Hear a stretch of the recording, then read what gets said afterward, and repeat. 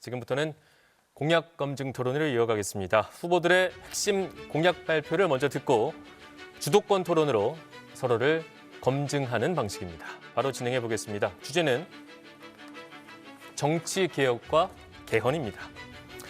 여야의 극한 대치와 대화의 실종, 수단과 방법을 가리지 않는 권력 투쟁은 이제 국민들에게 익숙해진 우리 정치권의 모습입니다.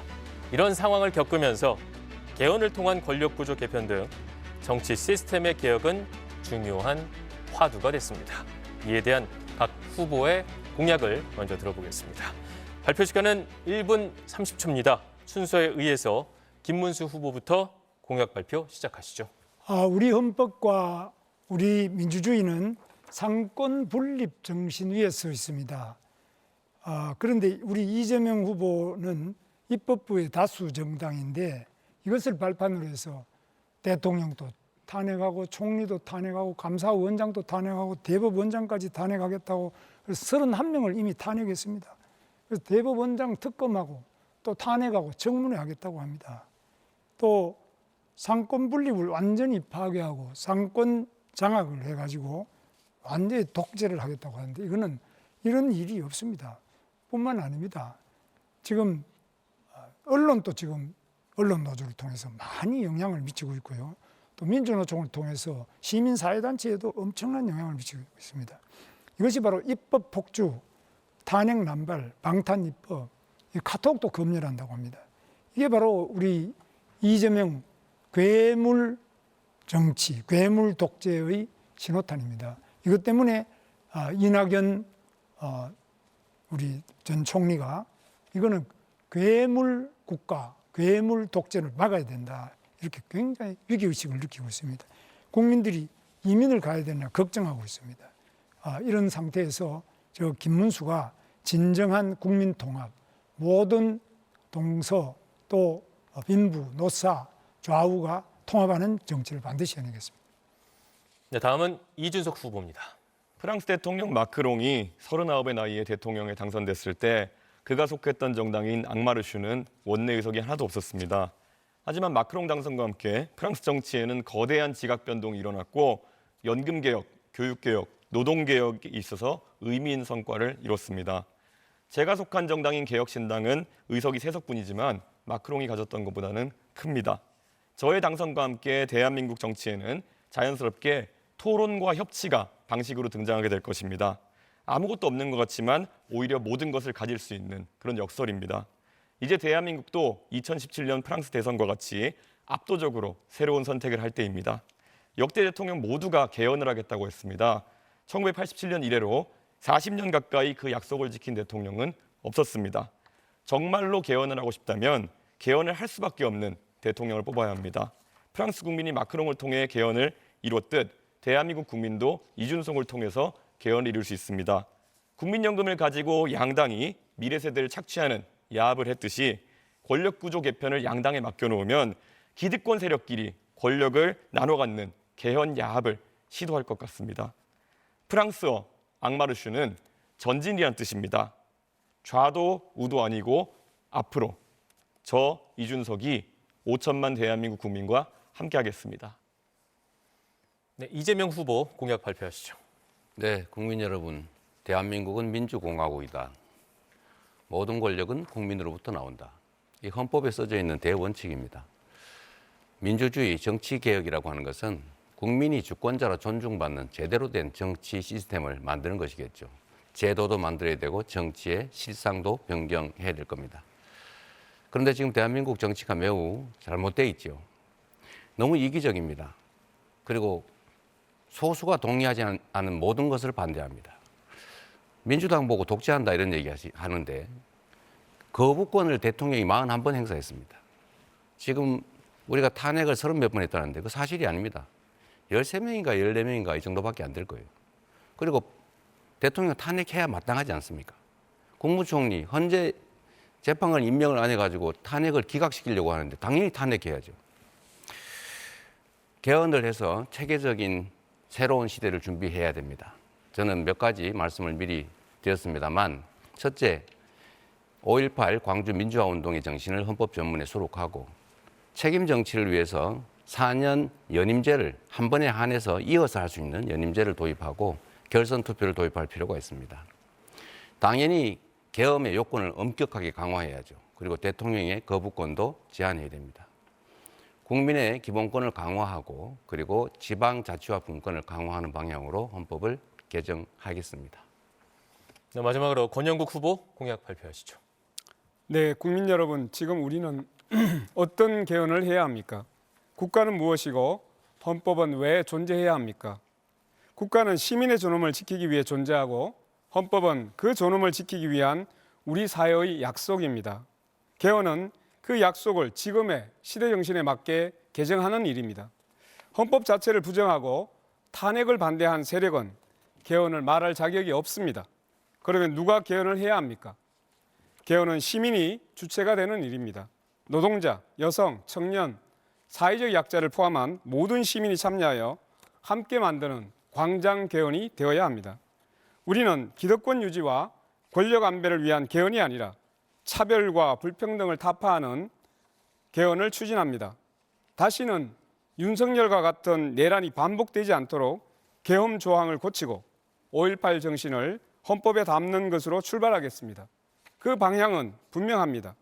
87년 민주화 이후 38년 만에 추진하는 개헌은 정치인을 위한 개헌이 아니라 시민을 위한 개헌이어야 합니다.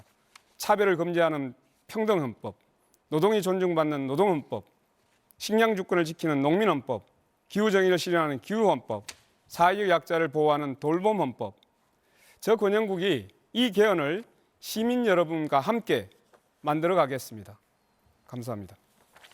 네, 후보들의 공약 들어봤고요. 주도권 토론으로 바로 이어가도록 하겠습니다. 주도권을 가진 후보가 상대 후보를 지명을 해서 주제와 공약에 대해서 질문과 답변을 이어가며 주도권을 갖고 토론을 하면 됩니다. 각 후보의 주도권 토론 시간은 6분 30초입니다. 주도권을 가진 후보는 한번 발언하거나 질문을 할 때 가급적이면 1분 안으로 해주시면 되겠습니다. 주의하실 사항은 두 가지입니다. 반드시 2명 이상과 토론을 해야 되고요. 상대 후보 답변 시간 최소 30초를 보장해야 됩니다. 이대로 진행이 되지 않는다면 사회자가 개입한다는 점 말씀드립니다.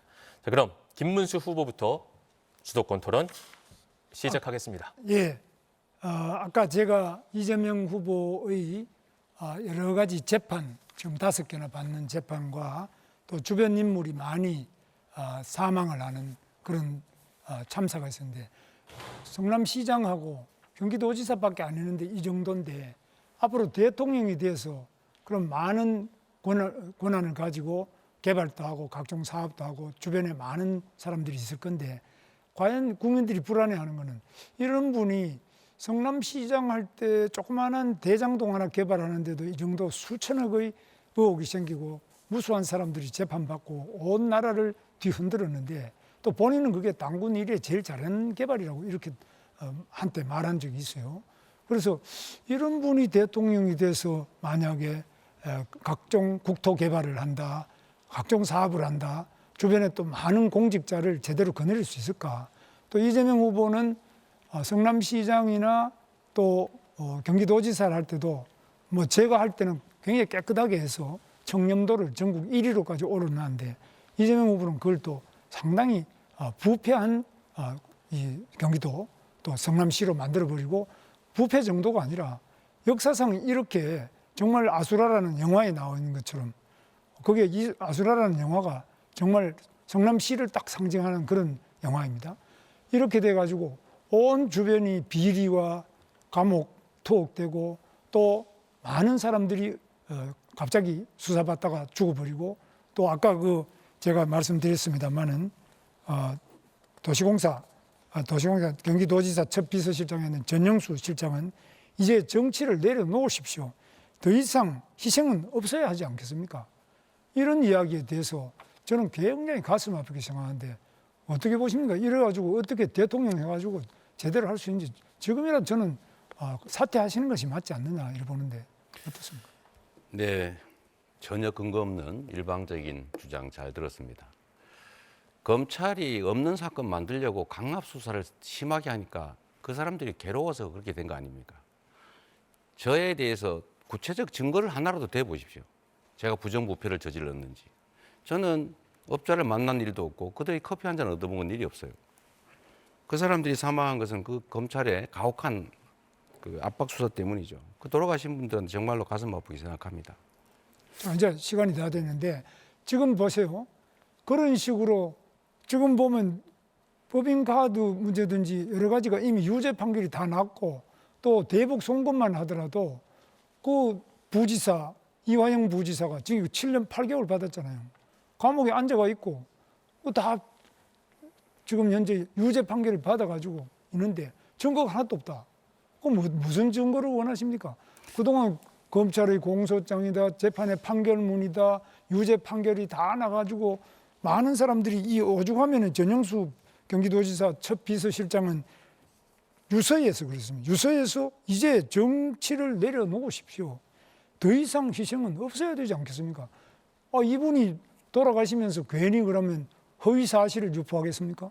여기에 대해서 저는 이재명 후보가 지금이라도 이 대통령이라는 자리는 엄청나게 윗물 중에 윗물인데 윗물이 맑아야 아랫물이 맑지. 대통령이 이렇게 부정부패와 온갖 그 의혹을 가지고 재판을 받아야 되는데 자기 재판은 또 안 받겠다고 전부 재판 중지법을 만들어가지고 다 수도하고 자기가 하는 여러 가지 것들은 예를 들면 공직선거법상 허위사실 유포죄 이런 거는 아예 그 행위 자체를 없애버리는 이런 법을 고쳐가지고 내가 지은 죄는 아예 죄목 자체를 없애버리자. 세상 전체에 이런 핵의 망치간 발상을 어떻게 할 수 있냐. 이런 분이 대통령이 된다면 이 나라가 어떻게 되겠냐. 정말 이낙연 대표도 괴물 국가라고 그랬어요. 괴물 국가. 그래서 이 괴물 국가를 만드는 괴물의 그 우두머리가 바로 이재명 후보 아니냐. 그런 점에서 오죽하면 이낙연 후보가 저를 지지한다고 하겠습니까? 그분이 저를 지지할 때 얼마나 많은 부담이 오겠습니까? 여기에 대해서는 우리 이재명 후보께서 반드시 그 답을 해야 된다. 이걸 돌려가서 안 되잖아요. 근데 또 형님도 그렇지 않습니까?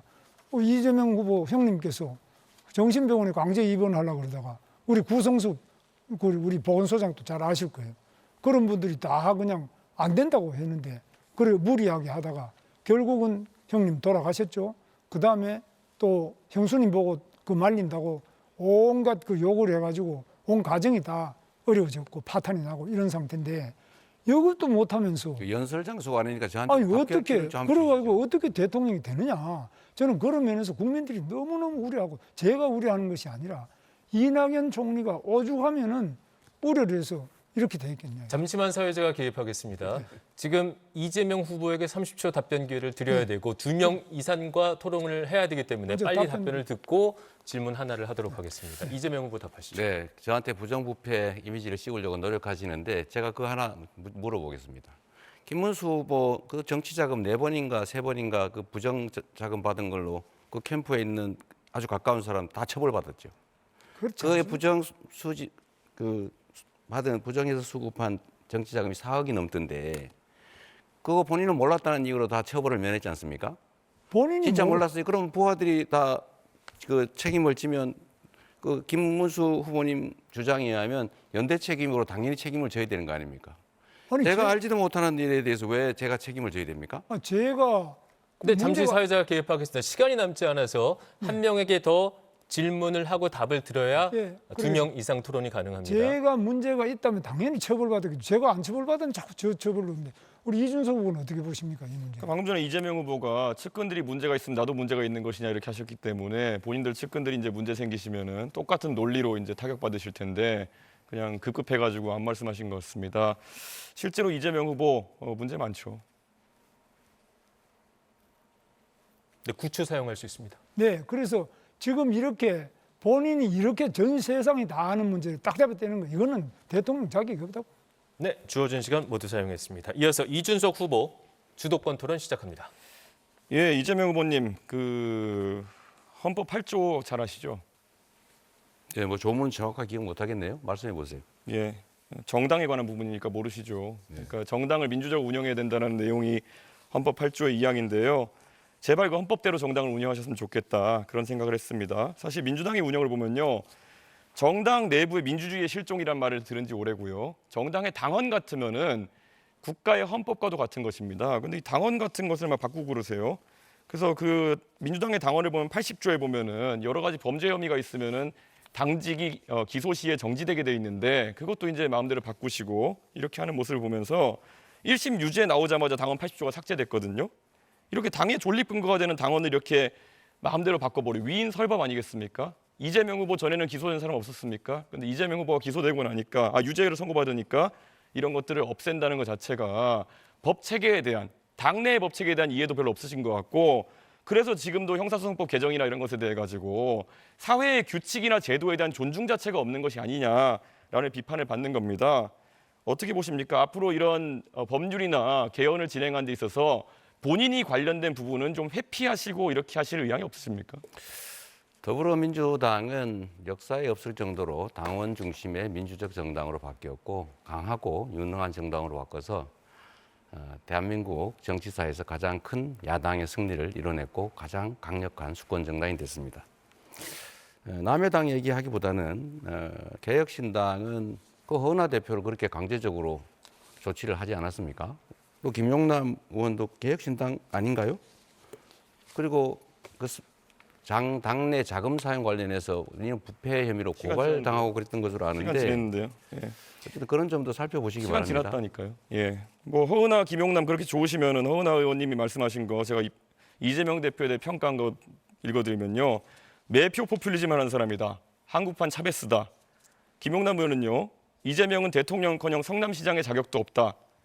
경기도민이 낸 세금으로 횡성 한우보다 더 맛있다는 횡령 한우를 사 먹었으면 죄값을 치러야 된다. 뭐 이런 부분도 반영해가지고 같이 데려가셨으면 좋겠다. 이런 말씀드립니다.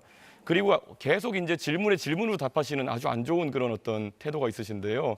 지난번에도 똑같았지만은 이제 국민들이 그 수법 잘 알 테니까 자제해 주셨으면 합니다. 오늘 또 이 토론이 있는 날에도 제가 알기로는 이재명 후보님 재판 공판 준비 기일이 있었던 걸로 알고 있습니다. 법인카드 사적 유용 혐의에 대해서 재판 공소장을 보니까 흥미로운 대목이 있습니다. 많은 분들이 뭐 10만 원 때문에 그러냐 그렇게 하는 분들인데 그거는 공직선거법에 대한 부분이고요. 지금 재판받는 거 보면은 2019년부터 2021년 10월까지 과일만 2,791만 원 정도 법인카드로 사셔가지고 사적 유용 때문에 재판받고 계신 거거든요. 259번 과일을 사주셨는데 2,791만 원 어치 드렸어요.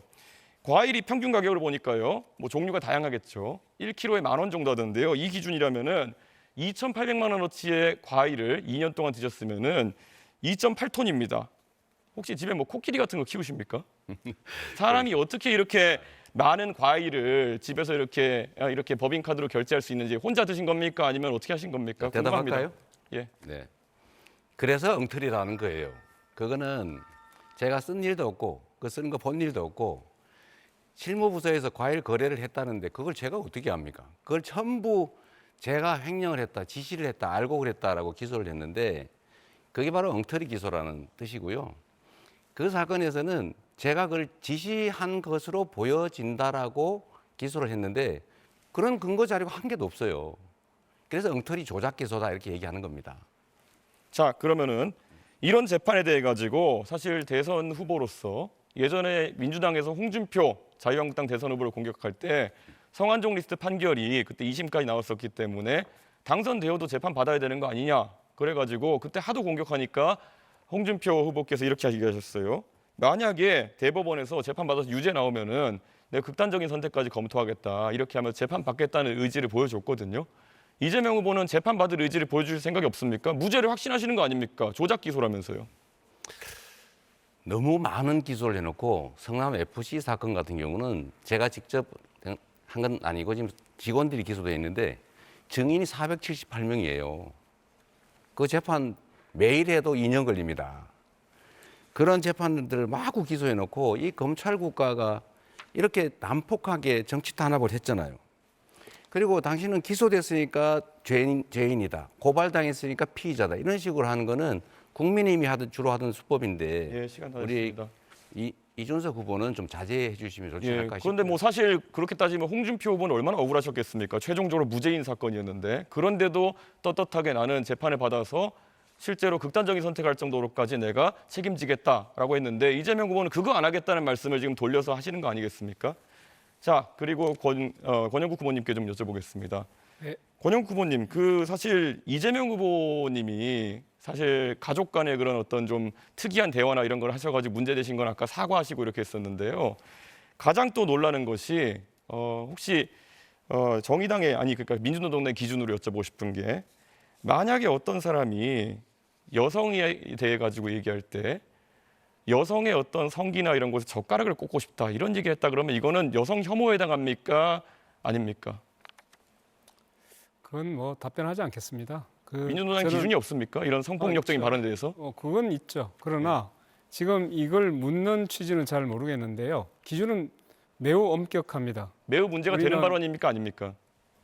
우리는 당연히 이제 성적인 학대를 한다든가 이런 부분에 대해서는 누구보다 엄격하게 그 정하고 있습니다. 이재명 후보님 동의하십니까? 시간을 충분히 주고 질문을 아니, 하시면 좋겠어요. 동의하시는지만 답하시면 됩니다. 동의 안 하시는 겁니까? 이런 발언이 문제 있다는 것을? 시간과 규칙을 지켜서 하시면 좋죠. 네, 이준석 후보의 주도권 토론 시간 여기서 마무리됐습니다. 이어서 이재명 후보의 주도권 토론 시간입니다. 네.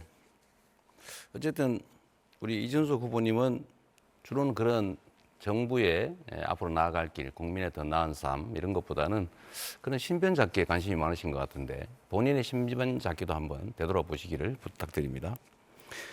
권영국 후보님, 제가 이 얘기 한번 나눠보면 좋겠어요. 저는 권영국 후보님께서 저는 개인적으로 잘 아잖아요.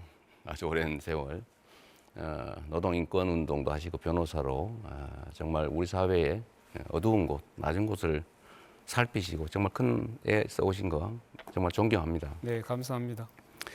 그리고 이런 기회를 통해서 이제 민주노동당도 정책을 충분히 국민에게 설명하고 다시 또 인정받는 계기가 되면 좋겠어요. 네, 그래야 되죠. 그 김문수 후보님 관련해서 전에 한번 논쟁을 심하게 하셨는데 내란이 아니다.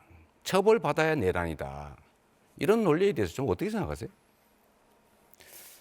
예, 지금 제가 이제 곧 답변하기 전에 네. 제가 변호사인데 이 대선 후보 토론장에 나와 있는 것 같지 않고 마치 법정에 서 있는 느낌이에요.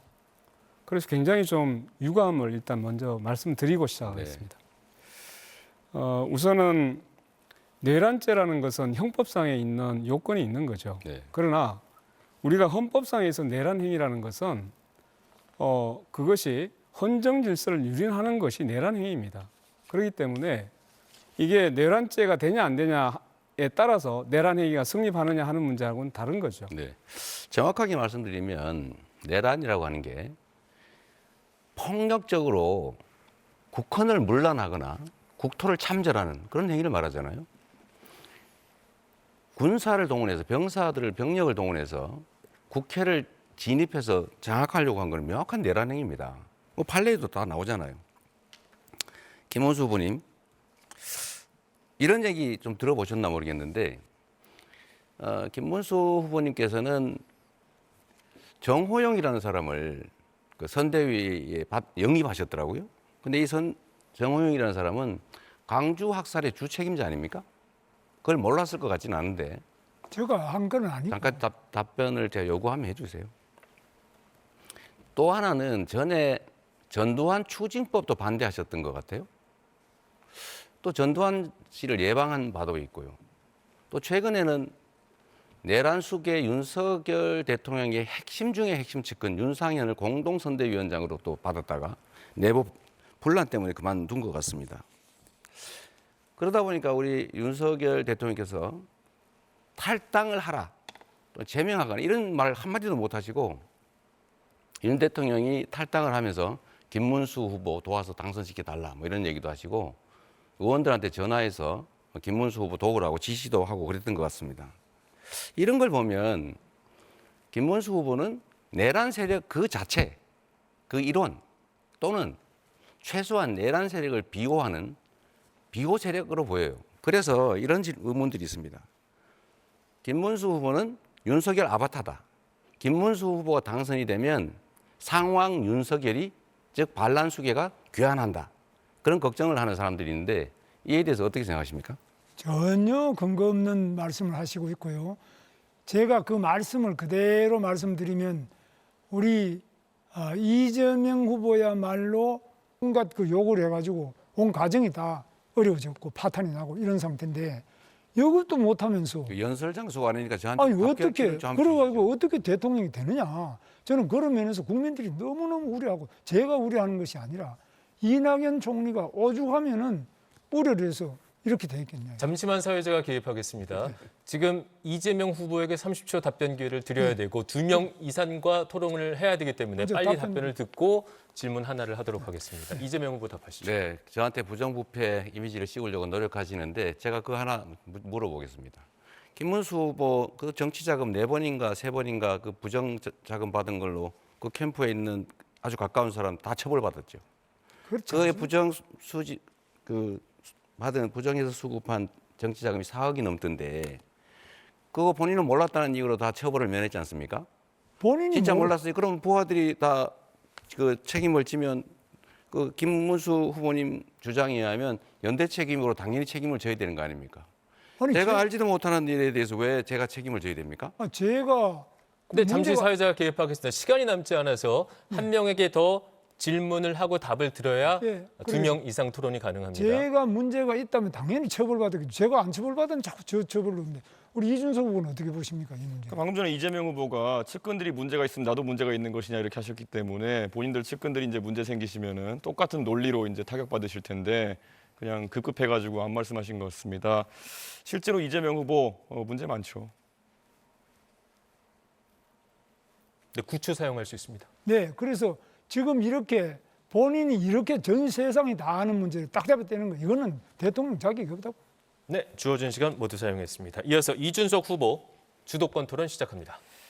예, 이재명 후보님 그 헌법 8조 잘 아시죠?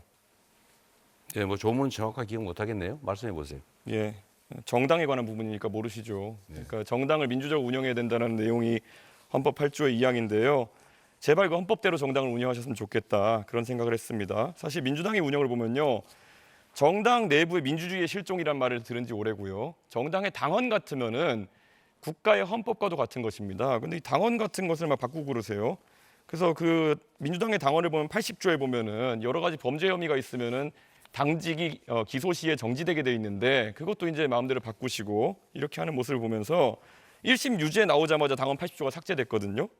이렇게 당의 존립 근거가 되는 당원을 이렇게 마음대로 바꿔버리고 위인 설법 아니겠습니까? 이재명 후보 전에는 기소된 사람 없었습니까? 근데 이재명 후보가 기소되고 나니까 유죄를 선고받으니까 이런 것들을 없앤다는 것 자체가 법 체계에 대한 당내의 법 체계에 대한 이해도 별로 없으신 것 같고 그래서 지금도 형사소송법 개정이나 이런 것에 대해 가지고 사회의 규칙이나 제도에 대한 존중 자체가 없는 것이 아니냐라는 비판을 받는 겁니다. 어떻게 보십니까? 앞으로 이런 법률이나 개헌을 진행하는 데 있어서 본인이 관련된 부분은 좀 회피하시고 이렇게 하실 의향이 없으십니까? 더불어민주당은 역사에 없을 정도로 당원 중심의 민주적 정당으로 바뀌었고 강하고 유능한 정당으로 바꿔서 대한민국 정치사에서 가장 큰 야당의 승리를 이뤄냈고 가장 강력한 수권 정당이 됐습니다. 남의 당 얘기하기보다는 개혁신당은 그 허은하 대표를 그렇게 강제적으로 조치를 하지 않았습니까? 또 김용남 의원도 개혁신당 아닌가요? 그리고 그 당내 자금 사용 관련해서 우리는 부패 혐의로 고발당하고 그랬던 것으로 시간 아는데 지냈는데요. 예. 어쨌든 그런 점도 살펴보시기 시간 바랍니다. 지났다니까요. 예. 뭐 허은하, 김용남 그렇게 좋으시면은 허은하 의원님이 말씀하신 거 제가 이재명 대표에 대해 평가한 거 읽어드리면요. 매표 포퓰리즘 하는 사람이다. 한국판 차베스다. 김용남 의원은요. 이재명은 대통령커녕 성남시장의 자격도 없다. 경기도민이 낸 세금으로 횡성 한우보다 더 맛있다는 횡령 한우를 사 먹었으면 죄값을 치러야 된다. 뭐 이런 부분도 반영해가지고 같이 데려가셨으면 좋겠다 이런 말씀드립니다. 그리고 계속 이제 질문에 질문으로 답하시는 아주 안 좋은 그런 어떤 태도가 있으신데요. 지난번에도 똑같았지만은 이제 국민들이 그 수법 잘 알 테니까 자제해 주셨으면 합니다. 오늘 또 이 토론이 있는 날에도 제가 알기로는 이재명 후보님 재판 공판 준비 기일이 있었던 걸로 알고 있습니다. 법인카드 사적 유용 혐의에 대해서 재판 공소장을 보니까 흥미로운 대목이 있습니다. 많은 분들이 뭐 10만 원 때문에 그러냐 그렇게 하는 분들인데 그거는 공직선거법에 대한 부분이고요. 지금 재판받는 거 보면은 2019년부터 2021년 10월까지 과일만 2,791만 원 정도 법인카드로 사셔가지고 사적 유용 때문에 재판받고 계신 거거든요. 259번 과일을 사주셨는데 2,791만 원어치 드셨어요. 과일이 평균 가격을 보니까요. 뭐 종류가 다양하겠죠. 1kg에 10,000원 정도 하던데요. 이 기준이라면은 2,800만 원어치의 과일을 2년 동안 드셨으면은 2.8톤입니다. 혹시 집에 뭐 코끼리 같은 거 키우십니까? 사람이 어떻게 이렇게 많은 과일을 집에서 이렇게 법인카드로 결제할 수 있는지 혼자 드신 겁니까? 아니면 어떻게 하신 겁니까? 궁금합니다. 대답할까요? 예. 네. 그래서 엉터리라는 거예요. 그거는 제가 쓴 일도 없고 그 쓰는 거 본 일도 없고 실무부서에서 과일 거래를 했다는데 그걸 제가 어떻게 합니까? 그걸 전부 제가 횡령을 했다, 지시를 했다, 알고 그랬다라고 기소를 했는데 그게 바로 엉터리 기소라는 뜻이고요. 그 사건에서는 제가 그걸 지시한 것으로 보여진다라고 기소를 했는데 그런 근거 자료가 한 개도 없어요. 그래서 엉터리 조작 기소다 이렇게 얘기하는 겁니다. 자, 그러면은 이런 재판에 대해 가지고 사실 대선 후보로서 예전에 민주당에서 홍준표 자유한국당 대선 후보를 공격할 때 성완종 리스트 판결이 그때 2심까지 나왔었기 때문에 당선되어도 재판 받아야 되는 거 아니냐. 그래가지고 그때 하도 공격하니까 홍준표 후보께서 이렇게 얘기하셨어요. 만약에 대법원에서 재판 받아서 유죄 나오면은 내가 극단적인 선택까지 검토하겠다. 이렇게 하면 재판 받겠다는 의지를 보여줬거든요. 이재명 후보는 재판 받을 의지를 보여줄 생각이 없습니까? 무죄를 확신하시는 거 아닙니까? 조작 기소라면서요. 너무 많은 기소를 해놓고 성남 FC 사건 같은 경우는 제가 직접 한 건 아니고 지금 직원들이 기소되어 있는데 증인이 478명이에요. 그 재판 매일 해도 2년 걸립니다. 그런 재판들을 마구 기소해놓고 이 검찰 국가가 이렇게 난폭하게 정치 탄압을 했잖아요.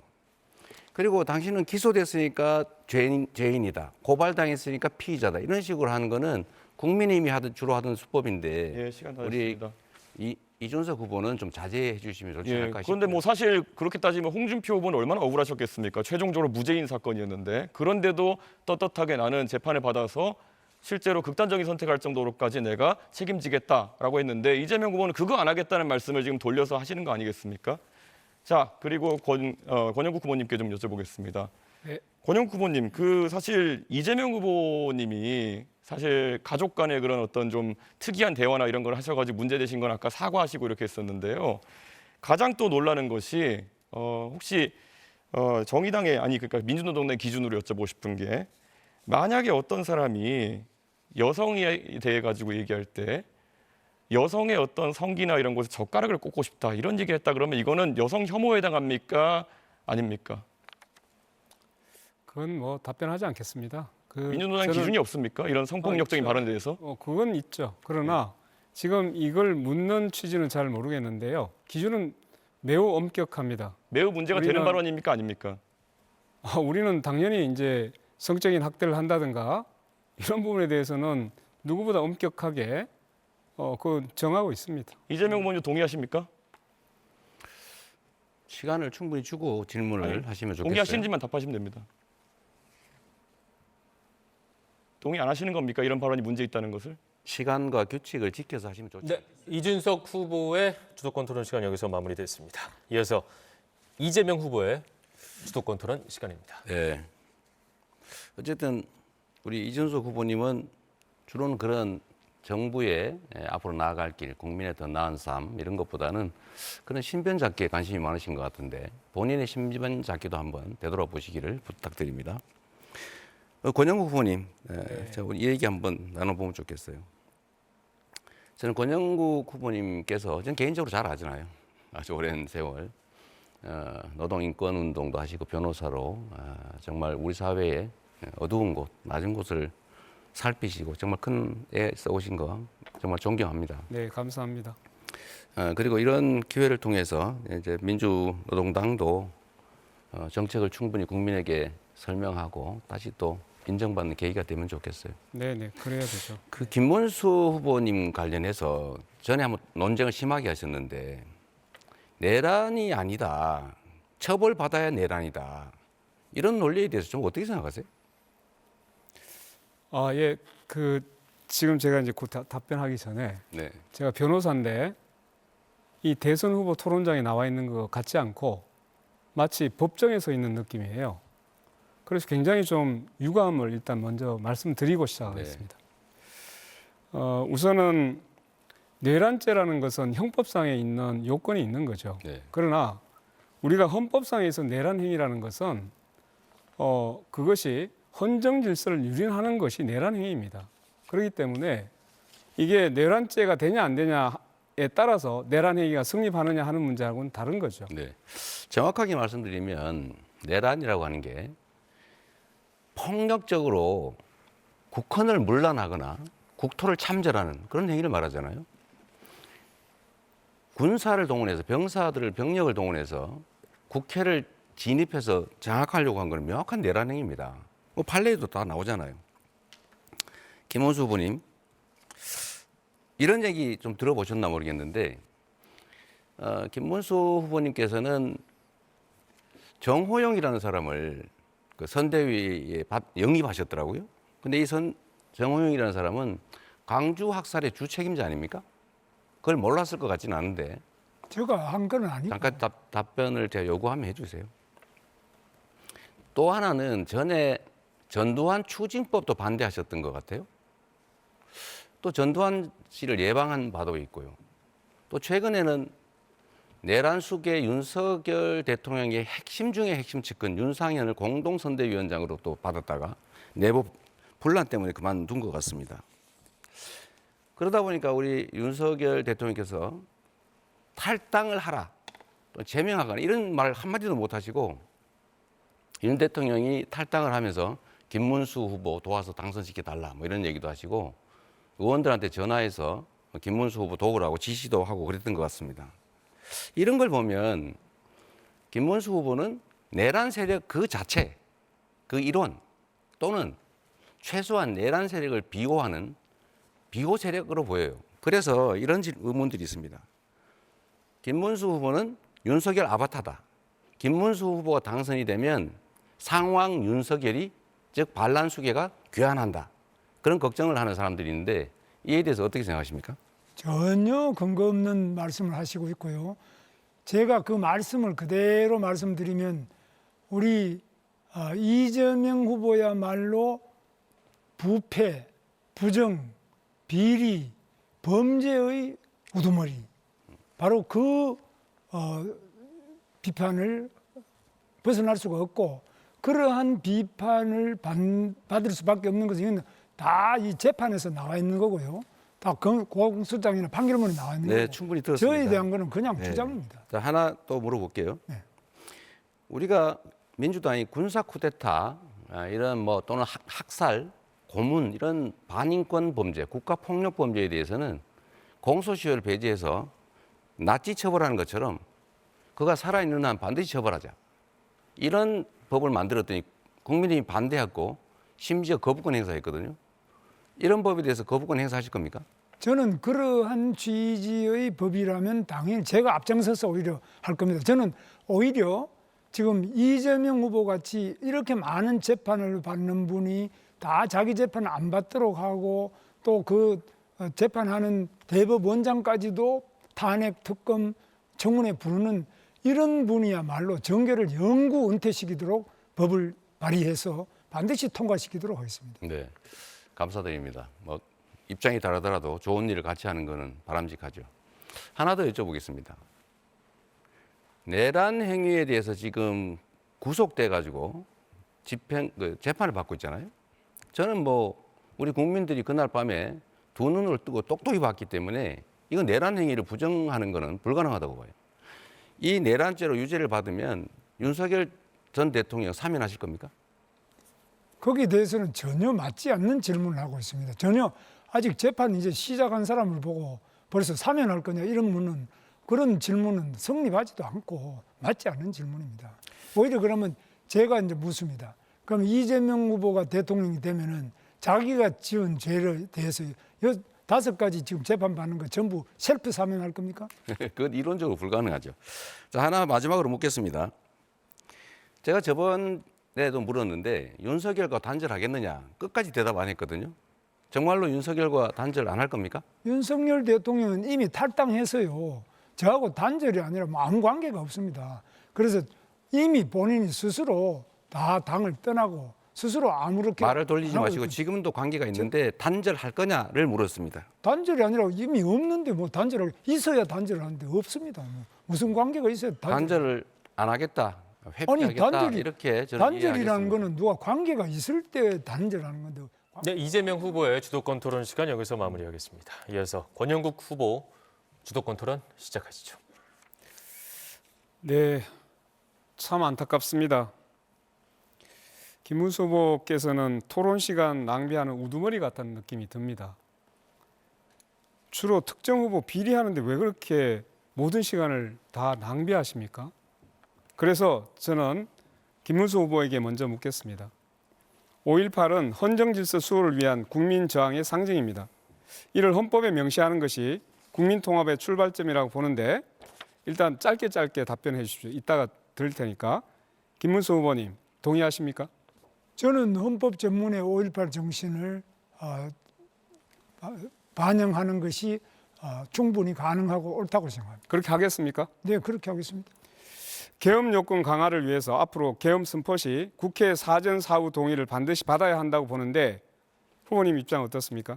저는 뭐 계엄에 대해서는 아예 가장 큰 피해자입니다. 권영국 후보 이상으로 여기 있는 누구보다 제가 그러니까 계엄의 큰 피해자이기 때문에 답변을 먼저 하시죠. 계엄은 기본적으로 군사상의 여러 가지 조치이기 때문에 경찰력으로 안 될 때만 계엄을 해야지 계엄 네. 자체가 발동되면 자, 그만하시고 네. 평시 계엄을 얘기한 겁니다. 네. 사전 동의, 사후 동의에 대해서 강화할 생각이 있습니까 없습니까? 국회 동의보다는 기본적으로 계엄 자체를 발동하는 것은 매우 엄격하게 제한돼야 된다고 생각합니다. 네, 역시 동의에 대해서는 별로 의사가 없다 이런 국회가 여러 가지 말씀으로 정치적으로 보이겠습니다. 네, 있기 때문에 자, 또 하나 묻겠습니다. 네.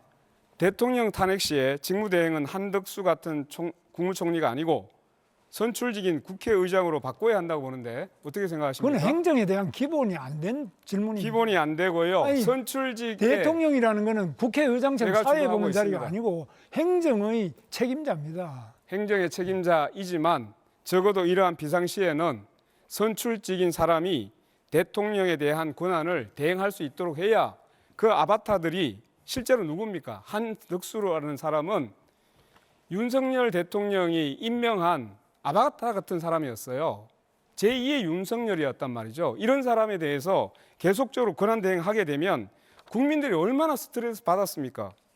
그래서 바꿔야 되는 거 아닙니까? 권영국 후보님이 그렇게 헌법에 대해서 그렇게 못 이해한 분이 어떻게 변호사가 되는지 저는 이해할 수가 없습니다. 헌법을 모르다니요. 그건 말을 좀 아니 헌법에 그런 게 가려서 어디 하십시오. 헌법에 그 대행한다는 그런 게 어디 있습니까? 그것은 헌법에 아니 대통령이 유고되면은 국회의장이 대행한다는 게 우리나라 헌법이나 자, 어느 헌법에 대통령 있습니까? 잠깐만 기다리십시오. 대통령은 민주적 정당을 가지고 있습니다. 그것은 선출직이기 때문에 그렇습니다.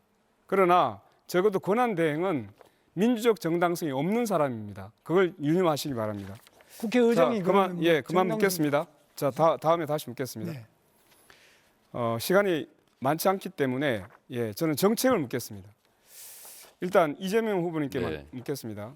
그 기후 재난은 이미 현실입니다. 네, 중동 사막 도시에 폭설이 내리고 세계 주요 도시 기온이 50도까지 치솟습니다. 네, 우리가 떼짐을 당하고 있잖아요. 네. 자, 그럼 이번에 개헌을 하면 87년 개헌 이후 38년 만입니다. 네. 그동안 수많은 변화가 있었는데 그 중에서도 가장 큰 변화는 전 인류적인 기후 위기입니다. 따라서 이번에 기후정의 실현 네. 반드시 헌법에 담아야 한다고 생각합니다. 전적으로 공감합니다. 공감하십니까? 약속하시는 거죠? 네, 뭐 저희의 그 개헌 내용에도 들어 있습니다. 헌법 조항에 기후 위기 대응과 자연 생태계 보호, 동물을 포함한 모든 생명체를 보호하는 국가의 의무 조항을 포함해야 된다고도 보는데 여기도 동의하십니까? 네, 그게 가장 중요하죠.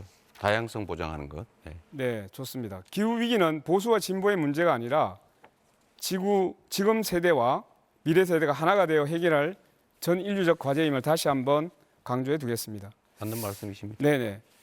또 묻겠습니다.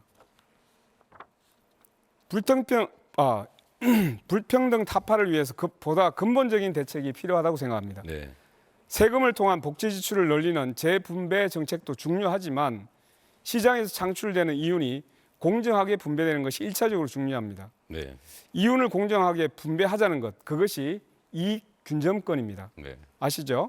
네, 재헌헌법에 있었던 것 네네. 같습니다. 이익균정권은 두 가지 분배가 다루어져야 한다고 보는데 첫째, 기업과 노동자 사이의 분배입니다. 너무 악화되어 있습니다. 두 번째는 대기업과 중소기업 사이의 분배입니다. 네, 중소기업이 우리 전체 기업의 98%, 고용의 88%입니다. 네, 그런데 매출 비중이 35%. 네. 너무 차이가 납니다. 그러다 보니까 대기업, 중소기업 간의 임금 격차가 줄어들지 않고 있습니다. 자, 그래서 이 박정희 정권 때 이익균정권이 헌법에 사라졌거든요. 그렇습니다. 저는 개헌에서 이 불평등 타파를 위한 대책으로서 이익균정권을 복원해야 된다고 생각합니다. 혹시 저는 이렇게 이익균정권 복원을 생각하는데 이런 불평등 타파를 위해서 헌법에 들어갔으면 하는 대책이 있으면 하나만 말씀해 주시죠. 시간을 조금 주시면 일단은 우리 사회의 모든 문제의 원천은 불평등 양극화입니다. 그리고 이걸 기존에 있는 것을 교정하는 방식으로는 수정이 어렵죠. 그거는 사회주의 국가화 되지 않나 쉽지가 않습니다. 그래서 저는 새로운 성장 영역에서는 기회니까 성장의 기회, 그 결과물의 배분을 좀 더 공정하게 할 필요가 있다고 보는데 헌법 조문에 이익균정권이라고 하는 걸 넣는 것은 아마 엄청난 사회적 경론이 벌어지지 않을까 싶어요. 저는 네. 바람직한 방향이긴 한데 현실적으로 쉽지 않을 거다 그런 생각이 끝까지 듭니다. 듣겠습니다. 이익균정권을 도입했을 때는 충분히 검토가 되어 있기 때문에 헌법에 도입됐던 것으로 보입니다. 그렇기 때문에 일단 기본적으로 우리 사회 가장 핵심적인 문제, 불평등 타파에 대한 개헌 네. 내용이 반드시 포함되어야 된다라는 말씀을 드립니다. 네. 자, 이준석 후보에게 묻겠는데 시간이 좀 다 돼버렸네요. 시간이 교사 남지 않아서, 공무원 네. 정치기본권 이 내용이 있어서 묻게 됐는데 저는 네, 주도권 토론 시간 여기서 마무리하도록 하겠습니다.